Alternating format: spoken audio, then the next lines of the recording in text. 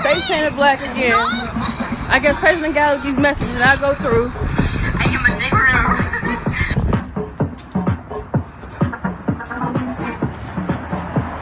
Hang you from a tree, Again. nigga, just like a nigga. Again. In lieu of recent events and historical actions, we are launching the BSA Emergency Response Team. So, sadly, there's been a lot of different incidences of racism this semester, particularly.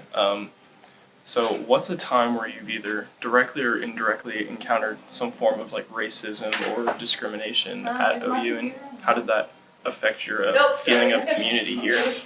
I mean, it's obvious we've had the blackface incident.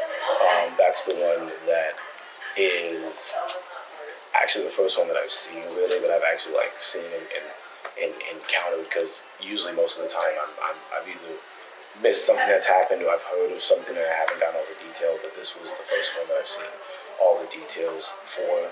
And coming from a high school where everything was pretty diverse, everyone was diverse in it, and coming here, just knowing that type of stuff could happen, it gave me a lot of fatigue. I was very exhausted a lot of the time. Just wasn't feeling myself. Just always thought about if I belonged here, because I know when you get here they say you belong here, and they do the cute thing with the OU.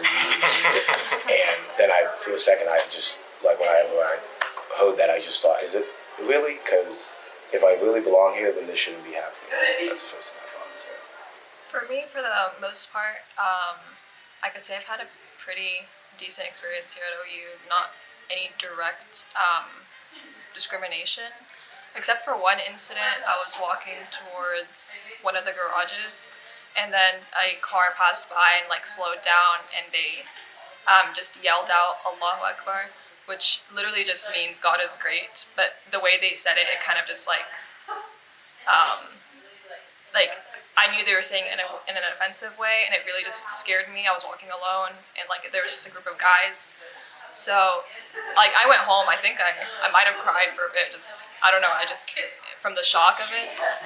But it's those little things that I think. I mean, that was just one incident where someone expressed it. But I know that when I meet many people, a lot of these are the types of things they hear in their households. These are the types of things they hear in the media. Racist incidences at the start of the spring semester at the University of Oklahoma left a lot of desire for change. The university hired Dr. David Surratt as the new Dean of Students, the first person of color to hold the position.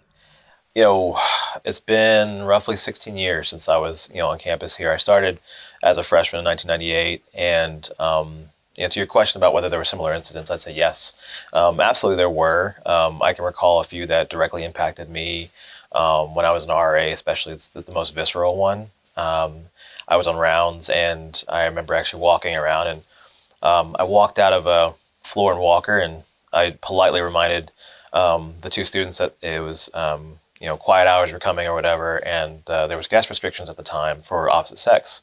And I just kind of just reminded them, hey, it's almost that time, so just be aware, as they were walking past me. And as the door, I remember closing, it starts closing very slowly shut, and I hear him say something about that nigger. And I heard it, and my person that was on rounds with me, she didn't hear it, but I was like, I know what I heard. So I opened the door back, and I just was immediately just angry. While students were angry, they did not feel discouraged. In fact, some students are motivated to make a change. I think the only way to make a difference is to make a presence, and you need to be here. You need to make the change. You need to be the one that's taking up the opportunities and representing your race or your faith or your ethnicity, even though it's a burden to kind of be that person. I feel it's we cannot ask people to come and do presence, or we cannot ask people to come and fight racism or whatever, because that's not our responsibility, and that's not my responsibility. Your responsibility. And whenever something racist happens, or when I hear a racist phrase or something, if I'm in a good mood, I may fight it. But a lot of times I just let it go and just leave it because I cannot make my day sour. What I challenge people to do is balance both those things, is that you don't have to live basically in pain and turmoil all the time.